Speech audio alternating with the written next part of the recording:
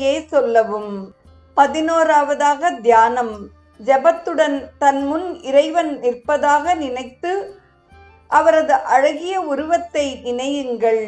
இது உங்கள் சாதனை சக்தியை ஊக்கப்படுத்துகிறது. நிறைவாக முடிவு பிரார்த்தனையும் ஓய்வும். இது மிகவும் முக்கியம். ஜபம் முடிந்ததும் உடனே அந்த இடத்தை விட்டு செல்லாதீர்கள். பிறருடன் பழகாதீர்கள்.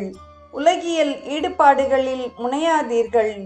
குறைந்தது 10 நிமிடங்களாவது ஏதாவது பிரார்த்தனையில் ஈடுபட்டு இறைவனை எண்ணி இருங்கள். பின்னர் நமஸ்காரம் செய்த பின் இடத்தை விட்டு அகன்று அன்றாட நடவடிக்கைகளில் ஈடுபடுங்கள். ஆத்மீக அலைகள் அப்படியே பாதுகாக்கப்படும். தொடர்ந்து சாதனையில் ஈடுபட்டு வாழ்வின் லட்சியத்தை அடைந்து பேரானந்தத்தை பெறுவீர்களாக.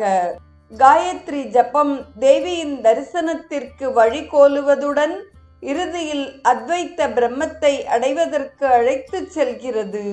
வெளிச்சத்தை வேண்டி நின்ற சாதகன் இறுதியில் நானே ஜோதிக்கெல்லாம் உயர் ஜோதி, புத்தியை துலக்கும் அவ்வுயர் ஜோதி நான்தான் என்று பாடி ஆனந்த கூத்தாடுகிறான்.